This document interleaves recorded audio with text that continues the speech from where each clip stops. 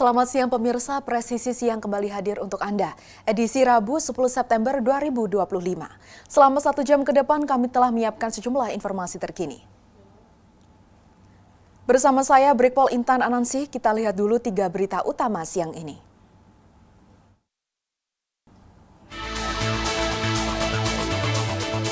Satuan Reserse Narkoba Polres Kutai Kartanegara berhasil membongkar jaringan peredaran narkotika di Kecamatan Muara Jawa.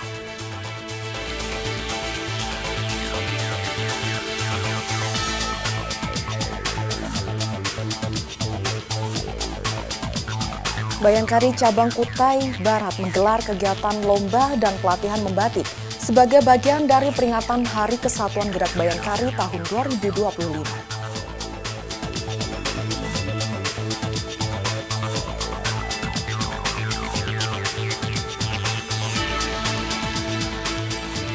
Kepala Kepolisian Daerah Maluku Utara menghadiri dan berpartisipasi dalam kegiatan penanaman 1.000 bibit pohon kelapa.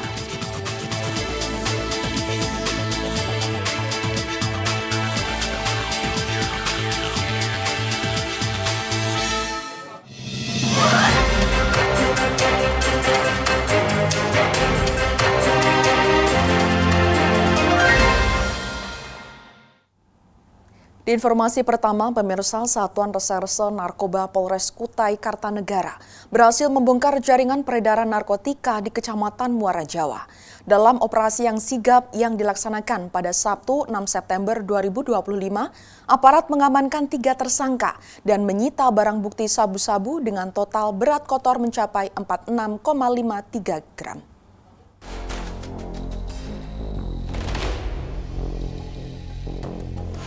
Keberhasilan pembongkaran jaringan peredaran narkoba di wilayah hukum Polres Kutai Kartanegara ini menunjukkan keseriusan pihak kepolisian dalam memberantas peredaran barang haram di wilayah hukumnya. Operasi dimulai dengan penangkapan 2 tersangka berinisial SS dan MA di sebuah rumah di Jalan Sukadamai, Muara Kembang. Keduanya diamankan saat akan mengonsumsi sabu. Dan dari tangan mereka, polisi menyita sejumlah barang bukti, di antaranya 0,59 gram sabu, bong, pipet kaca, serta 2 unit ponsel. Berdasarkan hasil interogasi, SS dan MA mengaku mendapatkan pasokan barang haram tersebut dari tersangka N. Bermodalkan informasi tersebut, tim Satres Narkoba segera bergerak cepat menuju rumah N yang diduga kuat sebagai pengedar. Saat penangkapan berlangsung, N sempat berusaha menghilangkan barang bukti dengan membuang tasnya ke Sungai Mahakam. Namun karena kesigapan petugas, tas tersebut berhasil diambil kembali. Di dalam tas tersebut ditemukan barang bukti 48 bungkus sabu dengan berat total 45,94 gram. Selain puluhan paket sabu, polisi juga menyita sejumlah barang bukti lain dari tangan tersangka N, seperti 3 bendel plastik klip, timbangan digital, mesin pres plastik, 1 unit handphone, serta uang tunai sebesar 12 juta rupiah yang diduga kuat merupakan hasil penjualan narkotika. Atas perbuatannya, ketiga tersangka kini dijerat dengan Undang-Undang Republik Indonesia Nomor 35 Tahun 2009 tentang narkotika yang mengancam mereka dengan hukuman berat termasuk pidana penjara seumur hidup. Dari Humas Polres Kutai Kartanegara, Polda Kalimantan Timur melaporkan untuk Polri TV. Berikutnya pemirsa, Kapolsek Sebulu Ibtu Edi Subagio bertindak sebagai pembina upacara bendera di SMA Negeri 2 Sebulu, Desa Sumbersari, Kecamatan Sebulu, Kabupaten Kutai Kartanegara pada Senin 8 September 2025. Dalam kesempatan tersebut, Kapolsek mengingatkan 825 siswa-siswi untuk menjauhi narkoba dan bijak dalam menggunakan teknologi.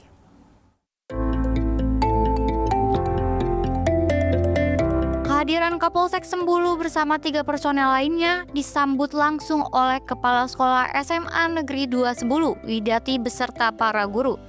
Dalam amanatnya, Ibtu Edi Subagio menekankan pentingnya kedisiplinan dan tanggung jawab. Kapolsek Sembulu secara khusus menyoroti penggunaan kendaraan bermotor, mengingatkan para pelajar untuk selalu memakai helm dan mematuhi aturan lalu lintas demi keselamatan, seraya mengajak seluruh pihak baik sekolah maupun kepolisian untuk membangun kepercayaan yang lahir dari kedisiplinan, kejujuran, dan tanggung jawab. Lebih lanjut, Kapolsek juga menyinggung tentang penggunaan teknologi di kalangan pelajar. Ia berpesan agar ponsel digunakan untuk hal-hal yang positif, seperti belajar dan mencari pengetahuan, bukan sebaliknya. Peringatan paling keras kepada para pelajar adalah terkait bahaya narkoba. Ibtu Edi Subagio mengingatkan bahwa untuk menjauhi narkoba, karena narkoba hanya merusak masa depan generasi muda Indonesia. Kapolsek Edi Subagio berharap pesan-pesan yang disampaikannya dapat membentuk karakter pelajar yang sehat, cerdas, dan berintegritas, siap membawa Indonesia menuju masa depan yang lebih baik. Dari Humas Polsek Sembulu, Polres Kutai Barat, Polda Kalimantan Timur, melaporkan untuk Polri TV. Pemirsa, untuk mempersiapkan generasi Polwan yang mampu beradaptasi dan bersaing di tingkat global, 30 mahasiswa program S1 Polwan Sumber Bintara Angkatan Pertama mengikuti pembekalan prakuliah di STIK PTIK Lem Diklat Polri Jakarta Selatan pada Selasa 9 September 2025.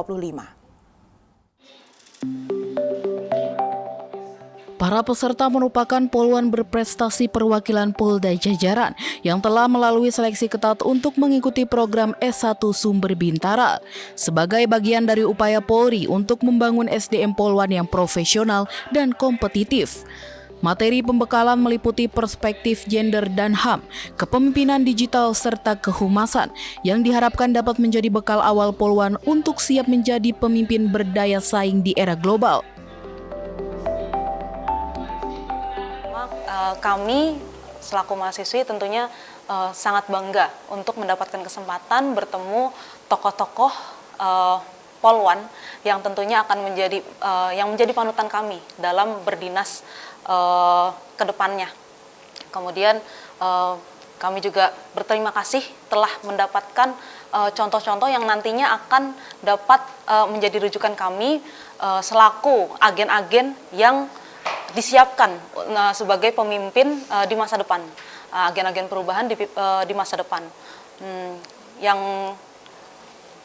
tentunya ilmu-ilmu yang didapatkan pada saat pembekalan ini kami harap kami mampu mengaplikasikannya secara maksimal di penugasan nanti seperti itu.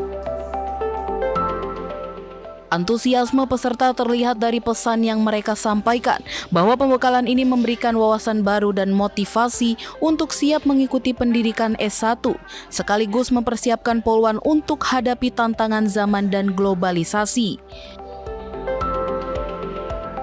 Kami mengucapkan sangat terima kasih kepada Jenderal karena kami telah mendapatkan kesempatan yang sangat-sangat istimewa dari Jenderal, dan terima kasih untuk kepercayaan pimpinan terhadap kami ber-30 Sumber Bintara Polwan karena kami bisa menjalani dan hadir di sini untuk melaksanakan pendidikan S1 PTIK dari tahun 2025 hingga tahun 2029 dan yang nantinya akan dipersiapkan menjadi pemimpin Polri di masa depan khususnya dari Polwan. Terima kasih untuk pembekalan dan materi dari senior kami, yaitu dari senior Polwan yang lulus dari D3 PTIK, yaitu Ibu Kombes Pol Dr. Nona Priscilia Ohei, SIK MH, materi tentang kepemimpinan digital, yaitu yang tentunya akan sangat bermanfaat bagi pemimpin-pemimpin polwan di masa yang akan datang. Teknologi informasi yang adaptif, inovatif, dan meningkatkan integritas polwan untuk hadir memberikan pelayanan yang prima dan terbaik untuk masyarakat. Demikian. Melalui pembekalan prakuliah ini, polisi wanita diharapkan mampu menginternalisasi nilai humanis dan profesional, serta menjadi agen perubahan yang adaptif untuk siap menjadi pemimpin di masa depan dan berkontribusi di tingkat global.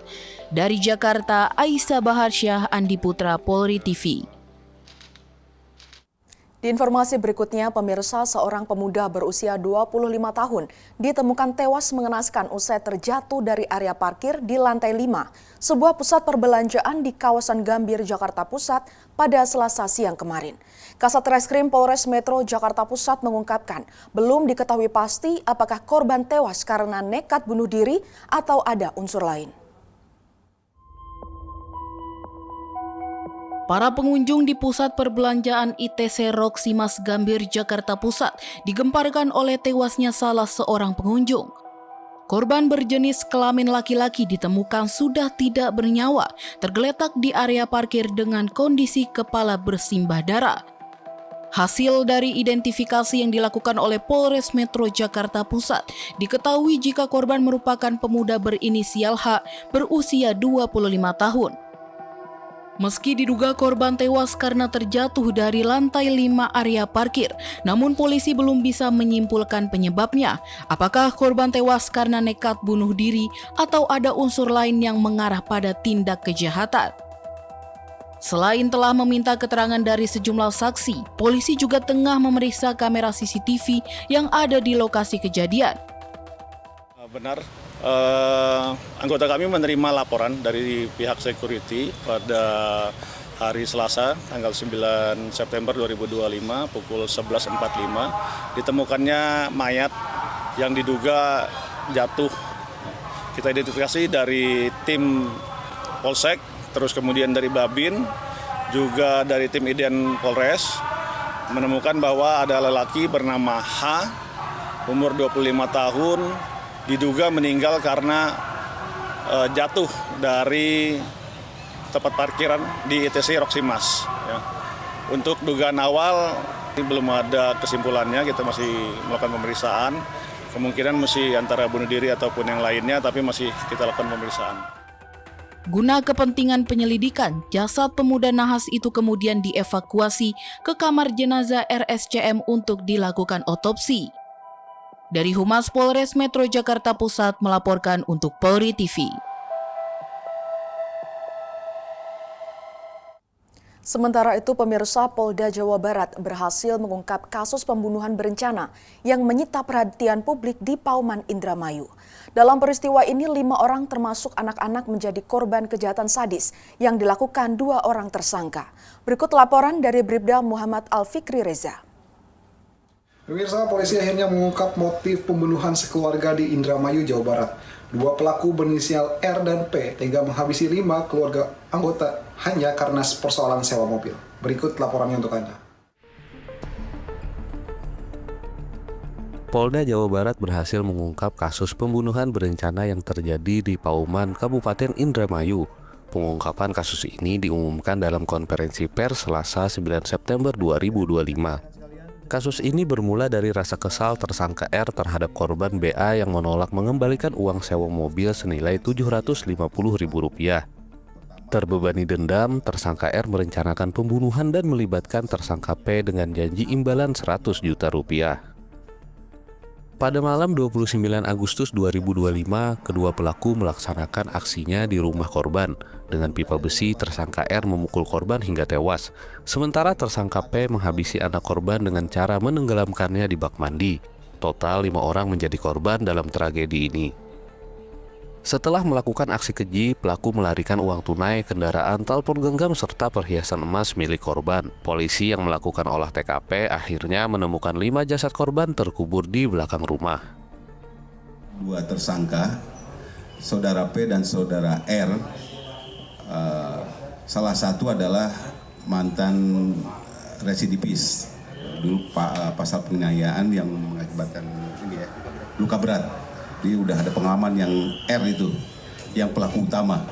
Jadi ini bisa diungkap rekan-rekan karena memang kerjasama antara kita membackup Polres yang baru kemarin juga mengungkap juga kasus pembunuhan yang dilakukan oleh petugas anggota. Yang kedua kali, yang ini adalah berawal dari laporan, langsung kita membackup Polres menurunkan Inafis gabungan dengan Polres. Hal ini perlu dilakukan karena dengan CSA ini, scientific identification, kita menemukan 2 sidik jari yang kebetulan identiknya dengan saudara pelaku. Jadi pengejaran, pengakuan tersangka pun betul, ke Jakarta dulu, Jakarta ke Bogor, Bogor langsung Semarang, Semarang Surabaya.